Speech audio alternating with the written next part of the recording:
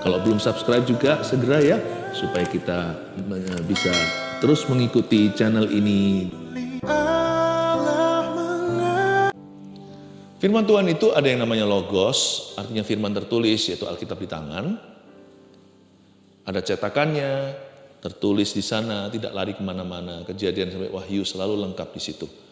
Lalu ada firman yang berupa rema, sesuatu yang melompat. Dari tulisan yang kita baca, ada yang melompat ke kita. Bahkan rema itu juga bisa mendengarkan suara Allah dengan cara yang berbeda-beda, tapi selalu sesuai dengan firman Allah. Nah, itu yang saya alami hari-hari ini. Saya doakan agar jemaat sekalian diberkati, disertai, dilindungi, diluputkan, dituntun sama Tuhan dalam profesi, dalam pekerjaan, setiap bidang usaha yang digeluti, setiap job-job yang dilakukan di dunia kerja, di marketplace, saya doakan supaya ada urapan. Dan ketika saya berdoa itu, suatu hari saya bangun tidur pagi-pagi, otak saya ingat kejadian pasal pertama, yaitu jadilah terang. Ketika Tuhan ciptakan alam semesta, lalu terang itu jadi. Tapi kali ini di hati saya, meskipun otak saya, pikiran saya tahu itu jadilah terang, di hati saya itu ada yang berkata, jadilah sukses. Be successful. Jadilah berhasil. Karena itu saya kasih judul khotbah saya hari ini juga sama. Jadilah sukses. Ini adalah nubuatan yang saya terima untuk kita semuanya. Jangan alergi dengan kata sukses. Memang itu seringkali di-abuse atau disalahgunakan. Tapi sukses itu baik, asal itu datang dari Tuhan. Jangan kita trauma, jangan langsung juga pikiran kita negatif, bahwa itu pasti adalah Injil kemakmuran. Bukan sih, saya juga tidak suka dengan Injil kemakmuran, karena Injil itu lengkap. Injil itu harus seimbang. Setiap firman harus diberitakan, tidak boleh tebang pilih. Tidak boleh pilih kasih. Tentang penderitaan juga harus disampaikan. Tentang berkat juga harus disampaikan. Dan hari ini giliran di saat teduh bersama, saya mau sampaikan hati seorang bapak kepada putranya. Tentunya hati Bapa di sorga, tapi kita akan melihatnya lebih jelas lewat hati Daud bagi Salomo, putra mahkotanya atau ahli warisnya. Yaitu di 1 Raja-Raja pasal 2, ayat 1 sampai ayat yang keempat saya bacakan. Pesan Daud yang terakhir sebelum meninggal dunia. Ketika saat kematian Daud mendekat, ia berpesan kepada Salomo anaknya, "Aku ini akan menempuh jalan segala yang fana, maka kuatkanlah hatimu dan berlakulah seperti laki-laki. Lakukanlah kewajibanmu dengan setia terhadap Tuhan Allahmu, dengan hidup menurut jalan yang ditunjukkannya, dan dengan tetap mengikuti segala ketetapan, perintah, peraturan, dan ketentuannya, seperti yang tertulis dalam hukum Musa, supaya engkau beruntung dalam segala yang kau lakukan, dan dalam segala yang kau tujui. Dan supaya Tuhan menepati janji yang diucapkannya tentang aku, yakni jika anakmu laki-laki tetap hidup di hadapanku dengan setia, dengan segenap hati dan dengan segenap jiwa, maka keturunanmu tak akan terputus dari tahta kerajaan Israel." Mari kita lihat dulu hati Bapak. Dalam hal ini hati seorang ayah namanya Daud kepada Raja Salomo yang masih muda. Dari sini kita akan memetik suatu pelajaran berharga bahwa kalau manusia yang jahat aja hatinya mulia, apalagi hati Bapa di sorga buat putra-putrinya, buat Anda dan saya. Menyongsong tahun yang suram kata orang, jangan takut, hati Bapakmu selalu cerah dan selalu ceria untuk kita. Ketika saat kematian Daud mendekat, Daud berada di ujung hayat, sudah mencapai ajalnya. Ia berpesan kepada Salomo anaknya, "Here was a father's will." Ini adalah surat wasiat. Ini adalah a dying wish, atau harapan seorang bapak yang segera meninggalkan anaknya sendirian. Kalau kita ulang tahun, ada teman yang membawa kue tar, lalu nyanyikan happy birthday to you, panjang umurnya, lalu kita disuruh tiup lilinnya. Bahkan di Indonesia ada lagunya, tiup lilinnya. Sebelum tiup kita disuruh doa dulu, make a wish katanya, suruh menyampaikan keinginannya kepada Tuhan. Kalau ini bukan happy birthday wish, ini dying wish. Ini harapan seorang ayah sebelum meninggal dunia. Dia punya nafas terakhir itu dikumpulkan. Lalu dia bicara begini sama putranya. Kamu harus berhasil. Be successful. Bayangkan, manusia berdosa aja bisa begitu. Bapa di sorga itu hidup kekal selama-lamanya. Dia hidup selama-lamanya. Dia punya wish, harapannya atas kita tidak berubah.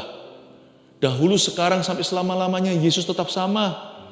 Hati Tuhan itu mulia senantiasa bagi kita. Tuhan juga katakan yang sama seperti Daud pada Salomo putranya. Tuhan bilang gini sama kita anak-anaknya, be successful, I support you, jadilah sukses. Bapa mendukungmu.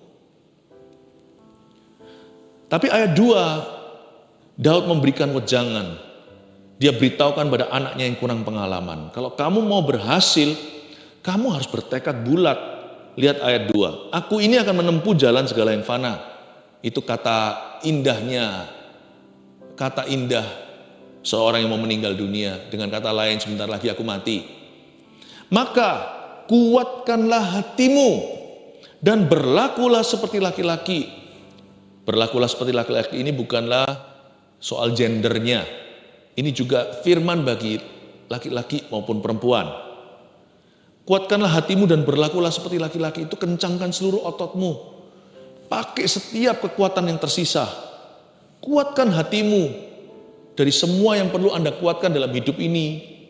Misalnya kesehatan, tubuh fisik kita, sistem pekerjaan kita, bisnis kita. Apapun yang Anda hendak kuatkan, kuatkan hati dulu. Bangun kerohanian itu nomor 1. Sukses itu bukan sukses kalau kemakmuran tidak dimulai dengan kemakmuran jiwa seperti surat Yohanes. Dikatakan, aku berdoa supaya jiwamu makmur. I pray that your soul may prosper dalam bahasa Inggrisnya. Kerohanian kita itu yang harus berbuah lebat. Sebelum segala sesuatu menyusul nanti. Semua yang lain itu hanyalah bonusnya. Hubungan kita dengan Tuhan tidak boleh stagnan. Hubungan kita dengan Tuhan tidak boleh dorman. Dorman itu apa ya? Kalau kita itu punya akun di bank, lalu sudah nggak pernah lagi ada pergerakan, nggak ada keluarnya, nggak ada masuknya, sisa sedikit saja, maka dari pihak bank akan berkata ini adalah akun yang dorman, sudah non-aktif. Hubungan kita dengan Tuhan nggak boleh non-aktif. Kuatkan hatimu itu suatu aktivitas terus. Aku harus bangun diriku di atas dasar imanku yang teguh. Aku berbahasa roh setiap hari. Bukan supaya aku jadi kaya, bukan supaya aku menjadi orang yang berhasil versi dunia. Tapi aku mau jalan dalam rencana Allah. Daud sedang impartasi kepada anaknya, bukan warisan harta duniawi. Dia wariskan kekuatan imannya. Dia berkata, nak, kalau kamu mau jadi orang yang successful, kamu harus be determined. Kamu harus bertekad bulat. Kalau Anda jadi orang yang pelin-pelan, kalau kita jadi orang yang lembek, apa namanya hari-hari ini, generasi stroberi, dipencet sudah langsung berair, langsung sudah berdarah-darah, sudah langsung menyerah, lemparkan handuk putih berkata, udah deh, aku malas mencoba, gagal terus. Kalau kita mau jadi orang berhasil, kita harus bandel. Kita harus lawan arus sambil pegang Yesus. Jangan lawan arus dengan kekuatan sendiri, nanti gigit jari. Pegang Yesus, lalu lawan arus. Lawan arus dan tetap pegang Yesus. Dia berkata, kuatkanlah hatimu. Apapun kalau mau besar, harus di tangan orang yang bermental besi. Harus di tangan orang dan dijalankan, dipimpin oleh seorang yang bersemangat baja. Kamu harus berlaku seperti laki-laki. Kalau otot baja, urat baja itu di Indonesia, ya dongengnya ceritanya Gatot Kaca, gitu ya. Kalau ini Raja Daud berkata, kamu harus menjadi pahlawan yang gagah perkasa. Berlakulah seperti laki-laki. Be a Superman, but not in your own strength. Jadi seorang Superman, tapi bukan dengan kekuatanmu sendiri. Tapi dapatkan kekuatan dari Super God. Dapatkan kekuatan dari Allah yang Maha Kuasa, di Almighty. Maka kuatkanlah hatimu, be determined. Bangun dulu kerohanian. Kencangkan otot-otot rohanimu. Ya, kembangkan imanmu. Baca firman itu jangan dikit-dikit, jangan tanggung-tanggung, jangan asal-asal. Baca sungguh-sungguh, renungkan siang dan malam. Supaya perjalananmu berhasil. Supaya kemanapun kau pergi, kau beruntung, kata Tuhan pada Yosua pasal pertama. Saya berdoa. Minggu-minggu ini saya berdoa. Dan khususnya minggu ini saya mau banyak bicara sama jemaat. Soal profesi mereka, pekerjaan, soal keuangan, terutama soal iman. Ayo, saya dorong Anda agar Anda mulai membangun iman dengan serius. Lalu ayat yang ketiga berkata, lakukanlah kewajibanmu dengan setia terhadap Tuhan Allahmu, dengan hidup menurut jalan yang ditunjukkannya. Berhenti di sana di ayat 3a. Itu tadi diulang lagi. Daud berkata gini sama anaknya, kalau kamu mau jadi seorang yang berhasil ya nak, kamu harus pertama-tama jadi orang yang berhasil dalam mengikut Tuhan. Namanya sukses yang nomor satu terutama itu adalah sukses mengikut Yesus. You must be successful in following the Lord. Seperti lagu apa itu Sister Act, I will follow you wherever he may go. Aku akan mengikutmu kemanapun kau pergi. Kalau kita mau berhasil, kalau kita mau sukses jadi orang, tangkaplah dan raihlah sukses tertinggi, yaitu sukses mengikut Tuhan. Dan itu nggak bisa kita lakukan kalau kita nggak sengaja menaruh Tuhan di depan dan di tengah-tengah hidup kita dan di atas segalanya. Anda baca ya bersama dengan saya, lakukan kewajibanmu dengan setia terhadap Tuhan Allahmu dengan hidup menurut jalan yang ditunjukkannya dan dengan tetap mengikuti segala ketetapan. Itulah jalan yang ditentukannya. Itulah jalan yang ditunjukkannya. Dengan tetap mengikuti segala ketetapan, segala perintah, segala peraturan, segala ketentuannya seperti yang tertulis dalam hukum Musa. Ini bukan bicara soal hukum Taurat. Ini bicara tentang Kristus di perjanjian lama. Wujudnya dalam bentuk perintah, peraturan, ketentuan, ketetapan. Itu berarti Daud bilang begini sama Salomo, aku sudah menempuh jalur panjang, aku sudah menempuh jalan lama. Sebentar lagi aku akan meninggal dunia.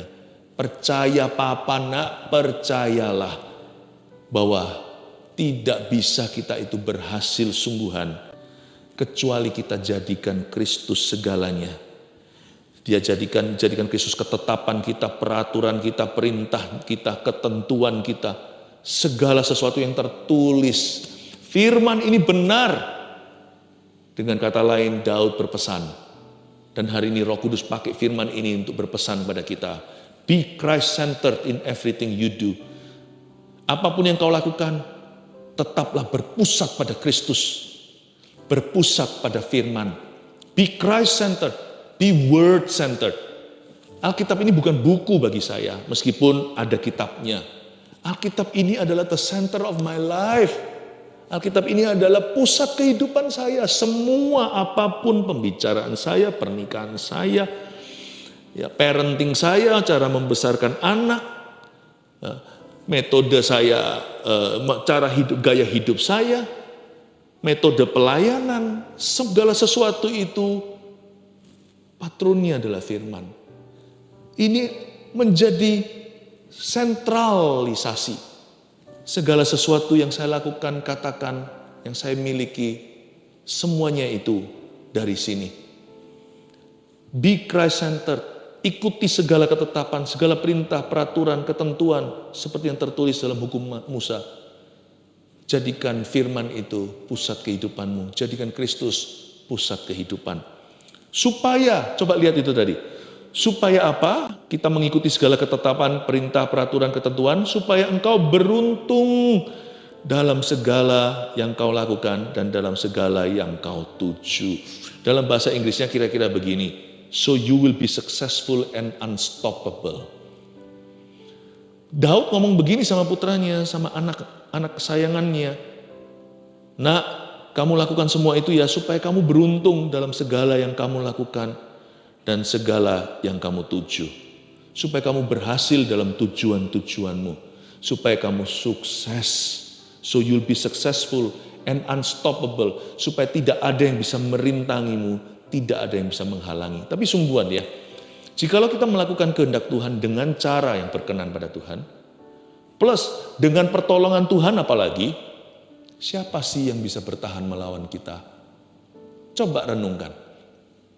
Kalau Allah di pihak kita, kan kehendak ya kehendaknya, aku melakukan kehendaknya. Aku melakukan kehendak Allah, cari dahulu kerajaannya serta kebenarannya.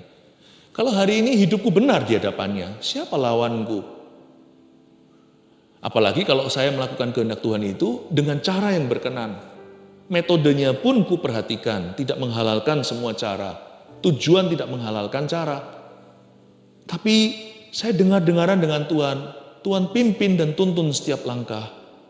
Coba bayangkan, Tuhan kalau tolong kita, bantu kita, Tuhan berpihak kepada kita. Siapa bisa rintangi kita? Coba ayo. Bukan hanya sukses, kita jadi orang yang tidak bisa dihentikan. Unstoppable. Daud tahu itu karena Daud adalah orang perang. Dan dia selalu menang. Selalu menang. Daud gak pernah kalah. Selama hatinya berpaut pada Allahnya, dia gak pernah kalah sekalipun. Tapi Daud tahu semua itu bukan karena mighty atau kuasa militernya atau strateginya. Itu bukan gagah perkasa. Dia tahu itu karena Allah beserta. Makanya itu dia beritahu sama anak muda yang kurang pengalaman ini. Yang nantinya akan menjadi raja yang paling sukses. Ya, raja yang paling berhasil, bahkan raja terkaya sepanjang sejarah. Dia berkata, supaya kamu beruntung dalam segala yang kamu lakukan dan dalam segala yang kau tuju.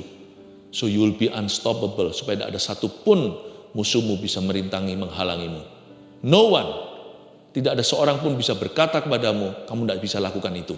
Kalau Allah beserta dan kalau itu kehendaknya, kamu bisa melakukan segala perkara di dalam Dia yang memberimu kekuatan. Saya bisa bayangkan Salomo di ranjang kematian Daud. Di sisi ranjangnya, dia memperhatikan dengan seksama. Ini nggak bisa didapatkan di bangku kuliah. Ini keluar dari seorang yang diurapi, seorang nabi, raja, imam yang diurapi, papanya sendiri yang sudah mengalami suka duka dengan Tuhannya. Dan supaya Tuhan menepati janji yang diucapkannya tentang aku, ayat 4. Yakni, jika anakmu laki-laki tetap hidup di hadapanku dengan setia, dengan segenap hati, dan dengan segenap jiwa, maka keturunanmu tak akan terputus dari tahta kerajaan Israel. Ayat 4 sini kita bisa melihat hati Tuhan, hati Bapa untuk kita sekali lagi. Daud berkata, supaya Tuhan menepati janji yang diucapkannya tentang aku, maksudnya tentang keluarganya. Waktu Daud baru diangkat jadi raja, Daud kan dapatkan semua janji Tuhan untuk family atau keluarganya. Daud waktu itu membuat satu doa. Kata-kata doa itu tertulis di perjanjian lama, di biografinya. Dalam doa itu dia berkata, siapakah aku? Siapakah keluargaku sehingga engkau memandang aku dan mengangkat aku Tuhan? Bahkan engkau sudah berbicara tentang orang-orang yang belum ada, belum eksis bahkan. Hari ini mereka belum dilahirkan. Daud menerima sebuah pewahyuan tentang keturunannya, bahwa tahtanya akan tetap di Israel. Bahkan sebelum satu pun anak-anak yang disebutkan Tuhan itu dilahirkan. Daud ngomong begini sama Salomo, Allahmu itu, yaitu Allahku, Allah yang akan kau sembah sepanjang sejarah engkau bertahta. Allahmu itu mulia. Janjinya itu selalu kain, selalu baik. Inilah janji yang diucapkannya tentang aku. Coba baca ya janjinya sekali lagi. Tidak ada kebusukan di dalamnya. Tidak ada ilfil dari Tuhan. Tidak ada niat buruk. Betul sekali kalau dikatakan di ayat yang lain. Sebab aku tahu rancangan apa yang ada padaku tentang dirimu. Bukan rancangan kecelakaan. Sungguhan Tuhan tidak pernah punya rencana yang negatif, yang buruk, yang kutuk, yang busuk. Dan supaya Tuhan menepati janji yang diucapkannya tentang aku. Apa janji Tuhan pada Daud? Apakah janji itu? Titik 2, yakni jika anakmu laki-laki tetap hidup di hadapanku dengan setia. Itu syaratnya. Dengan segenap hati dan dengan segenap jiwa. Maka ini akibatnya. Keturunanmu tak akan terputus dari tahta kerajaan Israel. Dengan kata lain, aku akan menegakkan tahta Daud selama-lamanya. Baik ya Tuhan itu ya. Meskipun Tuhan juga bisa keras sama Daud waktu dia salah soal Batsheba. Pernah sekali, Tuhan kasih dia hajaran. Tuhan kasih dia didikan yang keras. Terjadi berbagai macam calamity atau malapetaka. Tapi masa-masa itu sebentar. Ketika Daud bertobat, berbalik pada Tuhan dan mau dibentuk oleh tangan Tuhan. Sekalipun kesakitan. Maka Tuhan mengembalikan semuanya kepada Daud. Dari dulu niat hati Tuhan itu bukan mau mengambilnya. Tuhan terpaksa mengambilnya karena Daud harus belajar dari kesalahannya. Hati Tuhan tuh loh gak pernah sama sekali punya niat hati, keinginan seiota setetes pun untuk mengambil apa-apa dari hidupmu atau merampas sesuatu. Kalau kita lihat dari janji Tuhan, Tuhan malahan kepingin sekali untuk memberkati Daud, untuk menegakkan tahtanya. Tahukah bahwa Tuhan lebih ingin memberkatimu daripada dirimu ingin diberkatinya? Tahukah Anda? Tangkap ini dengan iman. Udah jangan ragu setiap kata dan setiap huruf dari kalimat ini. Tuhan tuh jauh lebih rindu memberkatimu daripada dirimu rindu untuk memperoleh berkatnya. God's promise for our family is always kind, always glorious. Saya kasih 4 poin hari ini, bukan 3 tambahin 1 bonusnya. Kita belajar apa ketika Tuhan taruh sebuah rema di hati kita? Hei anakku, jadilah sukses. Bertekadlah untuk menjadi orang yang berhasil. Aku mendukungmu. Aku menyertaimu. Yang 1, jangan lupa, jika kita melakukan kehendaknya, kehendak Tuhan, tidak ada yang bisa merintangi jalan sukses kita. Itulah sebabnya jangan lupa melakukan kehendak Tuhan. Sukses itu bukan materi. Sukses itu perkenanan. Sukses itu pertama-tama hubungan. Jadilah sukses. Ingat ini, poin ke-1. Jika kita melakukan kehendak Tuhan, tidak ada yang bisa merintangi. Udah, kalau perlu kasih tanda seru. Mana ada yang bisa merintangi jalan sukses kita kalau Allah beserta? Nomor 2. Kuncinya adalah, ini kuncinya, catat ya. Hadirat Tuhan yang memberi damai sejahtera. Makanya itu sukses harus dijaga di dalam. Uang sih bisa dicuri, ada ngengat yang makan, pencuri bisa merampasnya. Makanya Tuhan berkata, carilah harta di sorga dulu. Bukan harta di bumi. Di bumi hanya bisa menabung, mengelola, investasi, supaya jangan sampai nanti kita bodoh. Ujung-ujungnya Tuhan kasih modal, hilang semua seperti hamba 1 talenta, tanam di bawah tanah. Nanti terakhirnya minta-minta seperti 5 gadis bodoh, dikasih pelita, nggak cari minyak, tidak diusahakan, tidak buka bidang usaha. Akhirnya nanti berujung apa? Minta-minta. Orang benar nggak pernah minta-minta, berarti mereka salah. Minta minyak, minta minyak. Gadis 5 gadis yang bijaksana ya nggak bisa kasih lah. Punya mereka pas-pasan untuk mereka sendiri. Setiap orang punya kuotanya sendiri di hadapan Tuhan. Akhirnya apa yang terjadi? Ujungnya dia akhirnya terlempar keluar dari ruang pesta. Dia nggak bisa masuk dalam rencana Allah. Kan sayang kan? Memang di hidup ini kita patut seharusnya kita menjadi good steward atau menjadi manajer yang baik. Kita mengelola kasih karunia, kita menabung, menginvestasikan, supaya nanti kita bisa terus jadi berkat bagi orang lain. Tapi ingat ya, sekalipun demikian, sekalipun di luar kita harus kelola, terlebih lagi di dalam. Di dalam ini lo harus dijaga-jaga hati dengan segala waspada. Itu apa yang dijaga? Hati kita, jantung kita? Bukan. Itu menjaga hadirat Allah di dalam hati kita. Jangan dukakan Roh Kudus. Kalau kita melakukan sesuatu yang salah, cepat bangkit, jangan lama-lama. Jangan biarkan akhirnya tempat Roh Kudus kadaluarsa karena Anda kosongin terus di sana. Kuncinya adalah hadirat Allah, hadirat Tuhan yang memberi damai sejahtera. Buat apa sih kita itu berhasil secara materi kalau kita itu dalamnya seperti neraka? Damai sejahtera itu nggak bisa dibeli sama duit, nggak bisa dibeli sama uang, emas, perak, permata. Kuncinya adalah hadirat Tuhan yang memberi damai sejahtera. Jaga damaimu itu harta karun yang sesungguhnya. 3. Tuhan ingin kita menikmati karir yang berbuah dan rumah tangga yang diberkati. Tulis aja. Ini rema yang saya dapatkan untuk Anda.